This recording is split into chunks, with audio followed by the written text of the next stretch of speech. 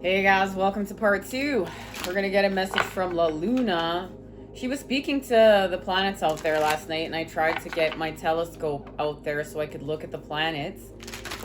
And no, I lost the lenses for my telescope, so it wasn't meant to be. I have to find them. They're around here somewhere. But guys, this moon is magical, and of course I feel very connected to this moon. It's in Pisces, and I love the signs and synchronicities. We've been speaking so much about synchronization with the integration of light. And I, being a sun sign Pisces, I met up with a fellow soul tribe member, sun sign Virgo. We have Virgo meeting up. We're in Virgo season meeting up with this Pisces moon. And while we were out and about doing our healing work together, we saw a heron. There it was, right in front of our face. Now, this means something, guys. This means something. Oh my goodness, I just got shot in the tummy. What does it mean? We're getting a visitor.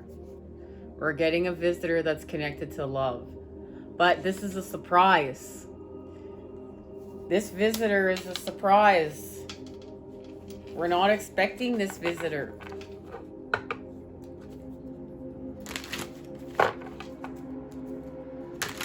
And that's connected to Gemini and Cancer. We are not expecting this visitor because we've been nurturing our alignment. We've been nurturing the love between the lovers within, from within to without. Okay? Now, I want to just speak about these activation cards quickly. The 2 of Fire is connected to the 3 of Fire, the birth of the light. Remember, we had to remove 3 wands. We had to remove 3 wands in order to birth the light. Our connection to the 5 of Wands church. So we are birthing the light through the earth with the Father as we heal from the 7 of air. And we restore balance from within to without.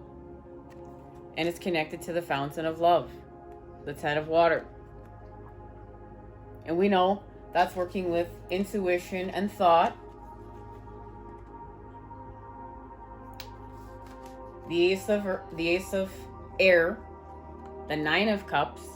This is our levitation, guys. And that's thanks to working with the Chrome.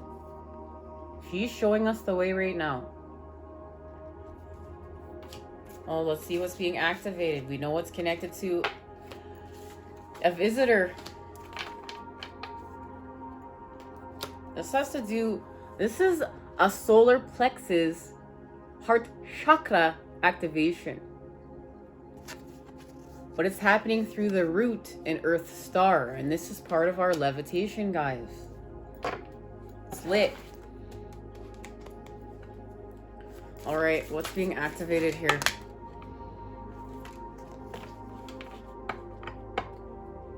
Well, Callie's out, guys. I've been feeling so connected to Callie lately.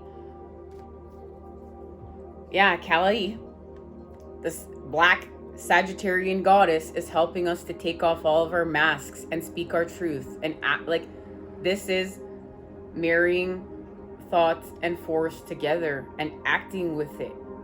This is one badass goddess helping us to heal with our ambition through the earth and our responsibility to self through the earth. And this is going to allow us to heal with our confidence, our 5 of Wands charge, and heal from disillusion.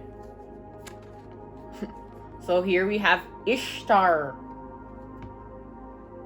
There's the white goddess of Pisces right here, making her presence known, helping us to connect to our divine inheritance, Fortuna, and our splendid opportunities in order to create and achieve our divine inheritance. And it's all with love. And guys, right now the message coming through loud and clear is we're loving our gifts. We're loving our gifts. They're connected to our instinct. Look at that, guys. Our gifts are connected to our instinct and intuition. And they're helping us to heal from the fall. And we just had the fall when we entered Virgo season. Also want to say, guys, when I was looking up the information from the heron reminds me of Pisces. You sometimes see, the abyss on the star card and the Queen of Cups, but also too, in doing some further information, it's also, the heron's connected to the hermit. It's big. So we're healing with concession. Now let's see. We have 2 cards that flipped over. We're going to have a compromise with Demeter, the red goddess of Virgo. So here we go. Everything we just discussed. I love it coming to life. We have Ishtar, the white goddess of Pisces, and Demeter, the red goddess of Virgo, coming together in order to help us find a compromise with fire, with the Father. And we're going to have a revision working with the element of air. And we know, guys, this is all about a choice. Loud and clear, the last card out is about a choice. And this choice is connected to the black goddess of Aquarius, Freya.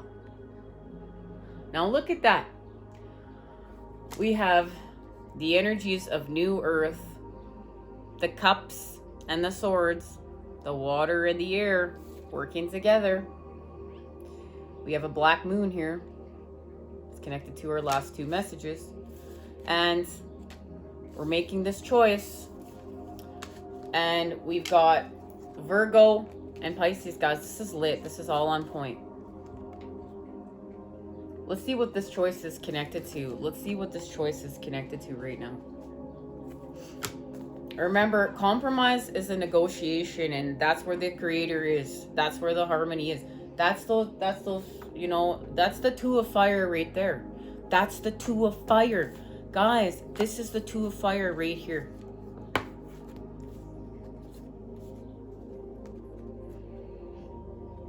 Right here. That's the 2 of fire. When the moon moves into the first quarter in water, 90 degrees from the sun, its face is half dark, half light, and everything is held in balance. Emotions can go either way, and choices have to be made.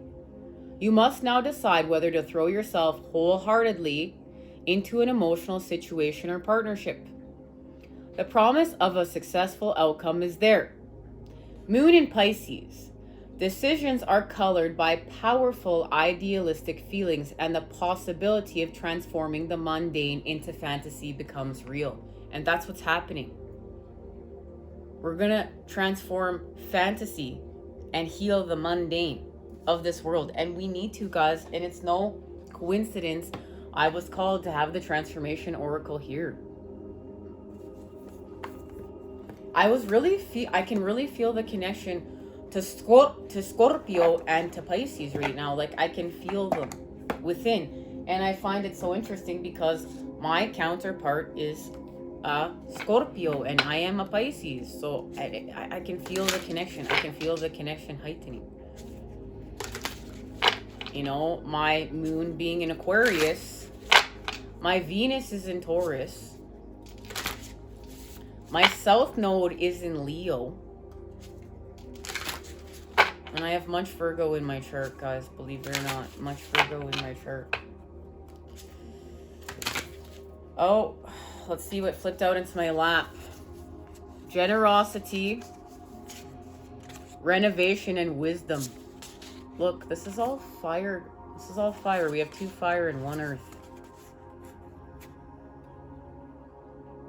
I really also feel my energy has changed too, guys. Like, any sort of stimulants to my energy and I feel out of whack.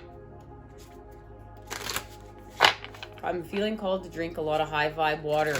Remembering right now that if we charge our water with, you know, natural vortexes, you can find out how to do that on YouTube. Charge your water, guys. Charge your water. If you can't drink out of a stream in the back of your house, that's my dream. One day to have a stream in the back of my house that I can drink from.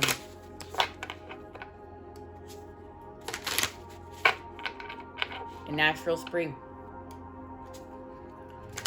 All right. What's being activated here? Oh, recognition. Recognition as past, present, and future come together in order to heal the economy of New Earth. And this economy of New Earth will be built off the reputation of the element of air. But we have to heal from our past. Guys, we have to heal from our past. Our past is imprisoning us. We're moving away from our past. Look, we're going to go from here to here. We're going to go from here to here. This is going to be the achievement through the earth. Because this wedding card is arranged marriages, karmic relationships coming to an end in order to have relationships that are in alignment with our souls, our soul purpose, our soul being. And that's going to allow us to heal with the masculine through the earth. And yes, we've healed with our impulses then. This is achieving healing from our impulses. Artemis is here. And Artemis is the white goddess of Aries, helping us to heal from our impulses. This is inner child work. And we're going to work with our principles and create stability and heal from manipulation. So this transformation is going to give us an idea, guys. This transformation is going to give us an idea. Let's see what it is. It's a high-vibed idea.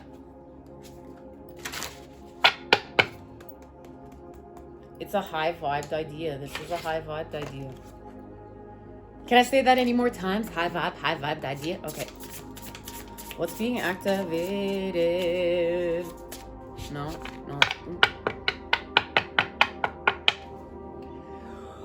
Whew. Okay.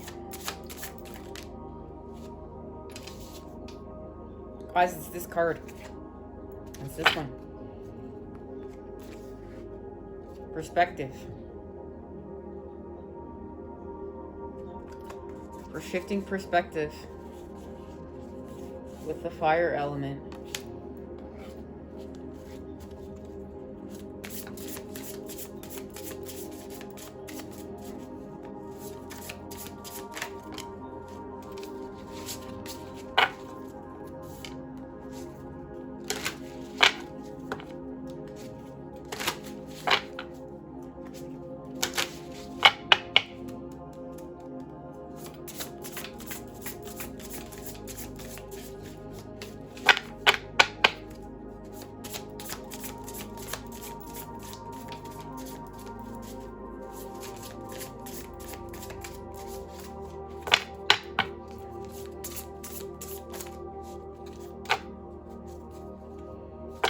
And it's connected to this harvest moon.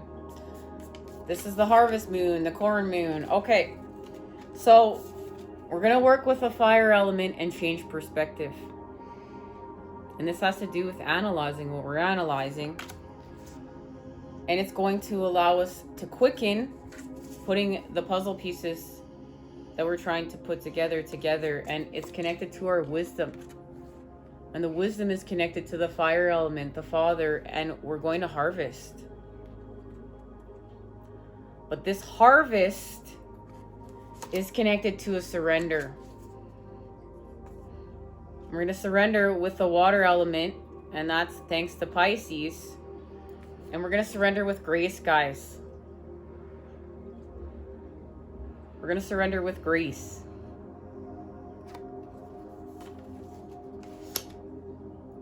We're being called to rest, to heal from temptation, reflect. And in doing so, we will ascend.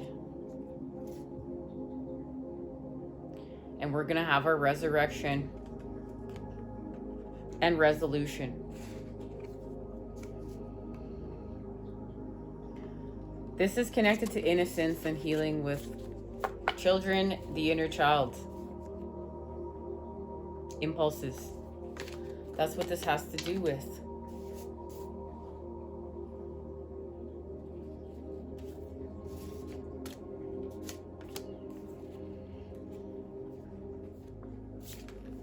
Perspective. Change your viewpoint. Study the situation from a fresh angle. We may be locked into seeing only one aspect of what's going on. As adults, we easily get mired in our ways.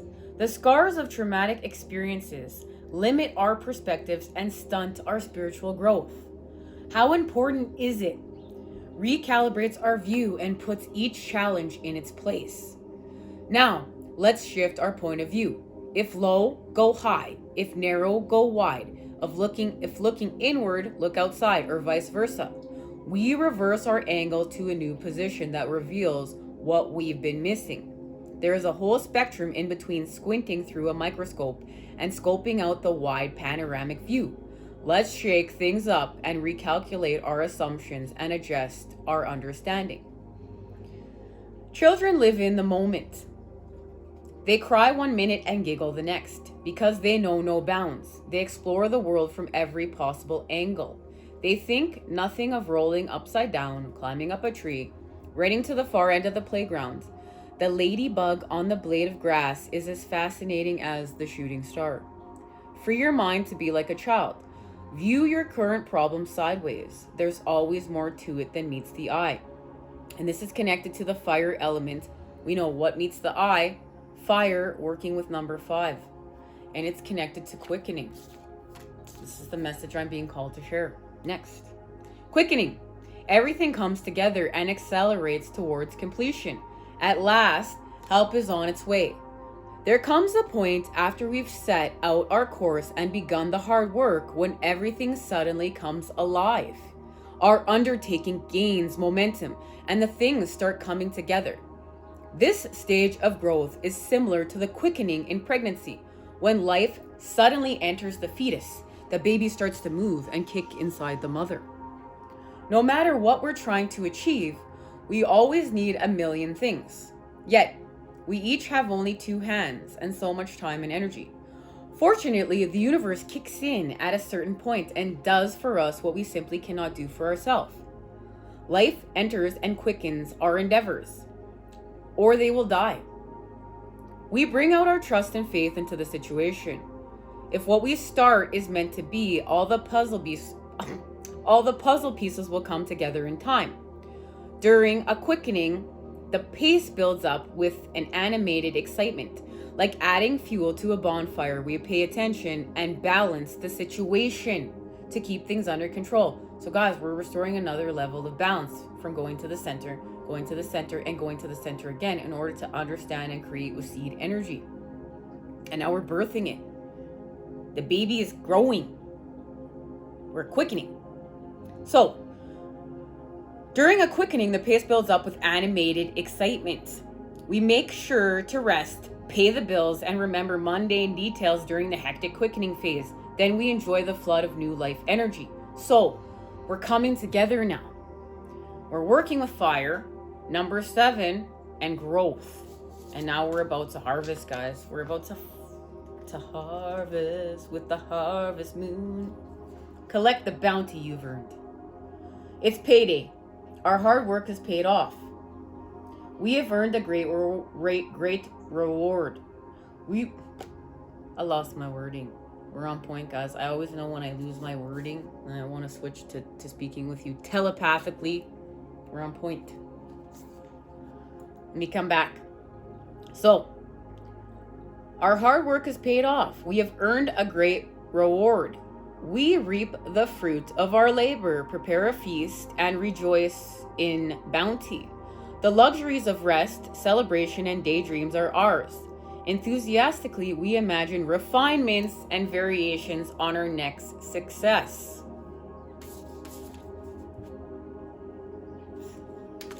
Still, we are humbled knowing that the universe granted us good timing and fertile conditions for the harvest. Hard work alone isn't enough. We need grace, we need luck, and a plan for our winnings so we don't waste them. At harvest, it's important not to distract ourselves with minor blemishes. Nothing is perfect, and thank goodness, perfection is stagnant, brittle, and limiting. Ain't that the truth? Instead, seek wholeness, a dynamic process in which the win is big enough to tolerate a few worms and bruises. Invite others to help harvest. Later, everyone joins in the food, fun, and lightness. The time of wealth and celebration fills us for days and weeks to come. Like the farmer who saves a seed crop for the next spring, we're careful to save as much as we can for the next planting, knowing this is a time of bounty, but this time of bounty will pass, and life's up and downs circle over the merry-go-round. So, this is an ending. Number 8, working with the earth elements, a thing well done. So this is what's being offered to us during this time. So this is spectacular. Now, where are we going with it, guys? I'm going to end with the tarot. We're going to see where we're going with it right now. I'm being called to. Let's see where we're going with it, guys. Let's head on over to our next part. Part 3, guys.